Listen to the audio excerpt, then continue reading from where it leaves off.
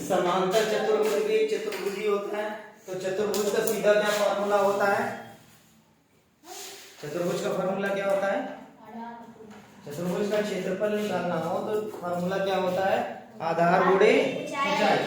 एक लेकिन समचतुर्भुज में एक ध्यान रखना कि ऊंचाई हम कहां से लेते हैं, ये साइड वाली कभी ऊंचाई नहीं होती। ठीक, ये जो साइड वाली होती है ये कभी ऊंचाई नहीं होती। ठीक है, क्यों नहीं होती है? ठीक है, क्योंकि ये खुद एक समकोण नहीं बना रहा होता है। जहां आप समकोण बना रहे होते हैं वहीं आधार और ऊंचाई की बात होती है। ठीक, अगर जो इस तरीके से देखा जाए तो तुम देखे होगे त्रिभुज में, तुमने देखा है ना, त्रिभुज में कैसे हम लोग रिप्रेजेंट करते थे, ऐसे करके ऐसे, और इसको हम आधार मान लेते थे और इसको ऊंचाई, यानी ये नीचे वाला आधार और ये ऊंचाई। क्यों? क्योंकि ये 90 डिग्री पे होता है। ठीक है, होता था ना। तो सेम कंडीशन है समांतर चतुर्भुज में। क्या करेंगे, मान लो हमने कोई समांतर चतुर्भुज ए बी सी और डी लिया। ठीक है, क्या लिया? समांतर चतुर्भुज लिया ए बी सी डी। अब हमें करना क्या होता है, बस किसी भी शीर्ष से लेके, ठीक है, कोई भी शीर्ष ले लो, उस पे क्या करना है, एक हमको लंब खींचना है। ठीक है, तो लंब हमारा, अब जैसे मान लो देखो इसका क्या होता है रिप्रेजेंटेशन, एल लंब है किस पे? बीसी पे।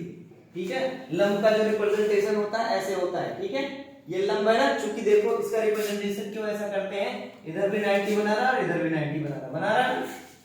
तो चाहे हम यहां से यहां, चाहे हम इधर से ऐसे करके ऐसे लंब ले, ठीक है,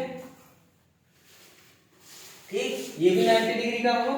ठीक है, तो ये भी हमारी क्या कहलाएगा? ऊंचाई ही कहलाएगी। यानी यहां से यहां या यहां से यहां, ये दोनों क्या होगी? ऊंचाई होगी। लेकिन ये क्या होगा? ये ऊंचाई हमारा नहीं कहलाएगा।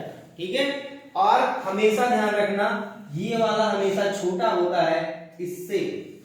ठीक, अगर ये 9 सेंटीमीटर का होगा तो ये 8 या 7.5 सेंटीमीटर का ही होगा, ये भी ध्यान रखना। ठीक, अब हम कह रहे हैं कि जब समांतर चतुर्भुज का क्षेत्रफल निकालेंगे, यानी ये जो हमारा समांतर चतुर्भुज है, ठीक है, इसका हमें क्षेत्रफल निकालना है। तो इसके क्षेत्रफल निकालने के लिए हम क्या करेंगे, कोई इसकी भुजा ले लेंगे। ठीक है, जिसके शीर्ष से जो है लंब डाला गया हो, चाहे वो भुजा ये हो चाहे भुजा ये हो, मतलब आमने सामने।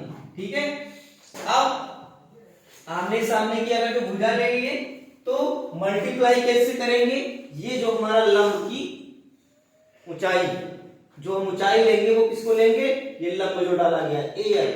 ठीक है, या अगर जो इसमें लेते हैं तो ये एक कोई रिप्रेजेंटेशन कर सकते हैं एल डी एल। ठीक है, मतलब जो लंब डाला जाएगा वही हमारी क्या होगी, ऊंचाई होगी। ठीक है, यानी क्या होगा, हाइट होगा। ये हमारा क्या हो जाएगा, हाइट। और चाहे ये वाला हमारा क्या हो जाएगा, बेस, यानी आधार।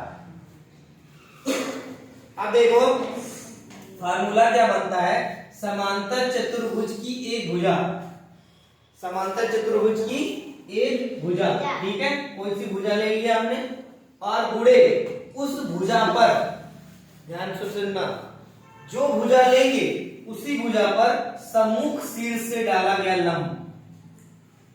या देखो ए हमने लिया, यानी हमने कौन सा लिया, एडी लिया, तो एडी हमारी क्या हो गई, भुजा।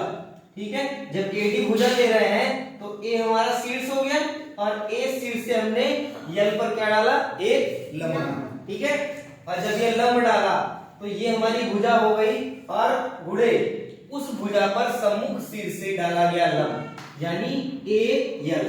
तो हम दिस मल्टीप्लाई दिस। ठीक है, यानी ए डी ये भुजा और जो लंब है हमारा ए एल, दोनों का गुणा कर देंगे और समांतर चतुर्भुज का क्षेत्रफल निकल आएगा।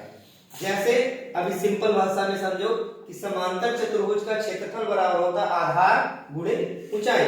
अब देखो आधार लेना है तो बेस ये ले लो या बेस ये ले लो। ठीक है, और गुणे ऊंचाई यही लेनी है, ये वाली ऊंचाई जो तिरछी वाली है वो ऊंचाई नहीं लेनी है, हमेशा जो हमारा सीधा है 90 डिग्री पे बन रहा है वही ऊंचाई होती है। ठीक है, क्योंकि मकान जब बनता है तो तुमने देखा होगा कभी हम ऐसे हाइट निकालते हैं, मान लो सीढ़ी ही कोई लगी हुई है अब हम पूछे कि यहाँ पे एक सेब रखा है, ठीक, और हम सीढ़ी से जा रहे हैं। किससे जा रहे हैं? सीढ़ी से। तो हाइट अगर जो हम इसका पूछे हैं कि इस सेब की हाइट कहाँ पे है, जमीन से अगर जो सेब की हाइट पूछा जाए तो हम सीढ़ी से हाइट निकालते हैं कि यहाँ से निकालते हैं? यहाँ से। ठीक है। अगर जो कोई पेड़ लगा हुआ है, ठीक है, मान लो यहाँ पेड़ लगा हुआ है, तो पेड़ पे हम ऐसे चढ़ते हैं ना, तो अगर जो पेड़ की हाइट पूछे तो हम यहाँ से देख के बताएंगे कि यहाँ से नाप के बताएंगे। कैसे नापते हो? ऐसे नापते हो कि ऐसे नापते हो? ऐसे नापते हैं। ठीक है। तो जो सीधी लाइन होगी यानी 90 डिग्री की लाइन होगी उसी को हम क्या मानेंगे? ऊंचाई। तो अगर जो समांतर चतुर्भुज का क्षेत्रफल आधार गुणे ऊंचाई है तो आधार बराबर क्या हो जाएगा? समांतर चतुर्भुज का क्षेत्रफल बटे ऊंचाई। इसको इधर लेते आएंगे, ये बटे पे चला जाएगा। फिर ऊंचाई बराबर क्या हो जाएगा? फिर समांतर चतुर्भुज का क्षेत्रफल और बटे आधार। याद रहेगा ये?